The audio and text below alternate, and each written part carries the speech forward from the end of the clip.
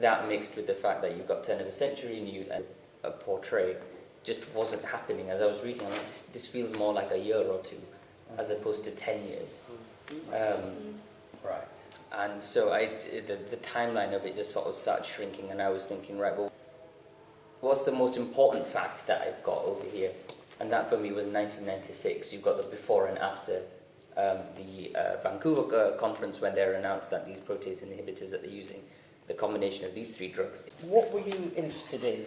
Yeah, these devices? I nicked the YouTube comment section because I thought that something interesting about my play is maybe that it's reckoning with ideas of truth and belief and how we know what we believe and what evidence do we need to believe something and can we prove something that sounds unbelievable.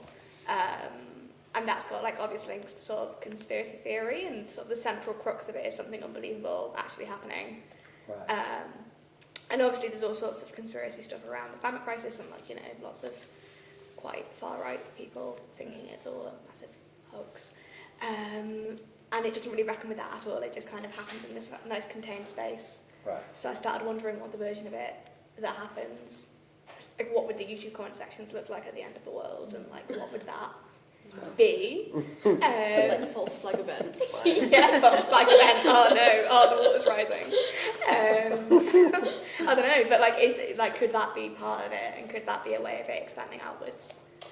Yes, essentially, because you're confined in one of their kitchens. Yeah, it's in the kitchen. Current Yeah, version. yeah. So yeah, that'd be interesting, wouldn't it, to think of that as being a way of just letting the world in, or letting them out into the world.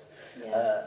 Do you know 7 Methods of Killing Kylie Jenner? Yeah. That's a really interesting.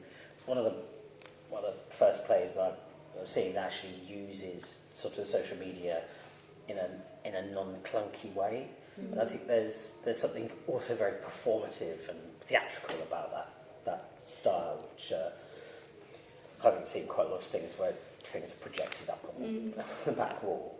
So I think that sounds really interesting. And so at the moment, is there any sense in which the outside world gets in, or how does the outside world get in? Yeah, I mean, it practically gets in because the sort of act break is the storm becomes inside the kitchen. So it's sort of a magical realist thing of suddenly it's all women's kitchen, and that's a massive shift. And then it ends with one of the characters evaporating. Because of course.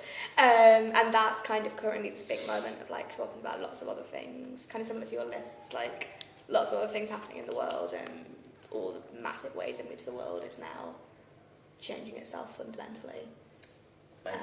And when you say the storm comes into the kitchen, what does that actually mean in terms of the writing?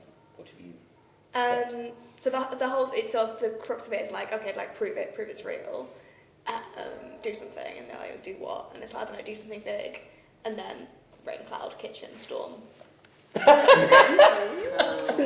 Is that the stage direction? Pretty much, Rain, yeah. cloud, kitchen, storm. It's a lot of all caps, like there is a storm.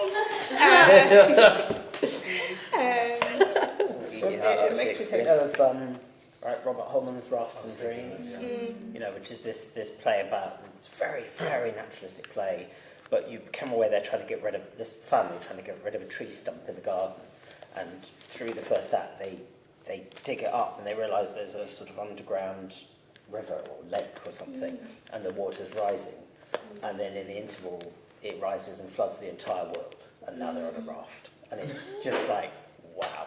I remember seeing that straight out of university, going, this is the most incredible, daring, brilliant idea I've ever seen. Ashan, yes. I had another really quick play offering for Cloda, which was Javad Alipour's The Believers Are But Brothers, Yes. where everyone gets added to a WhatsApp group chat, which is quite fun. Yeah.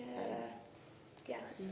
Thank you. So yeah, what about, what were you drawn to as an idea? I chose a different play to work on that I'm a bit stuck with, and the one, I sort of merged 2 of them slightly, which was the first and last scene having the same dialogue and stage direction but in different order.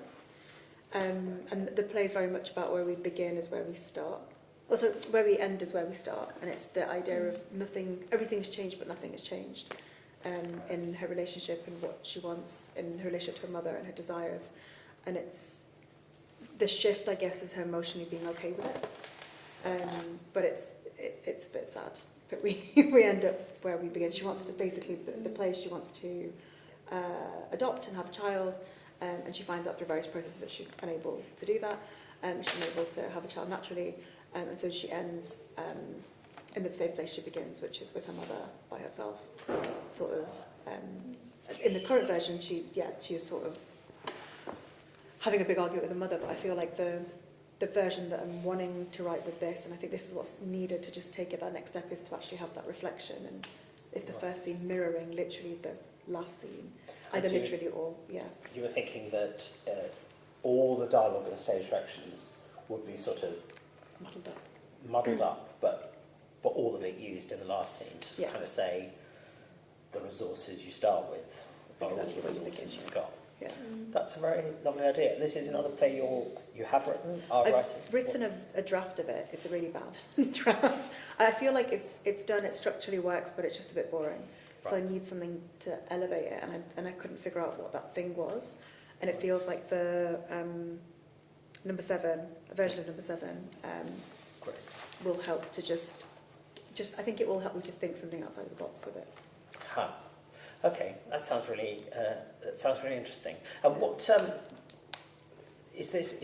Tell me just a little bit more about the play. Is this a full-length play or a sort of one-act play? Or? It's a one-act play, and everyone sort of meets her social worker that she's wanting to start the adoption process with, and turns out that she's had a relationship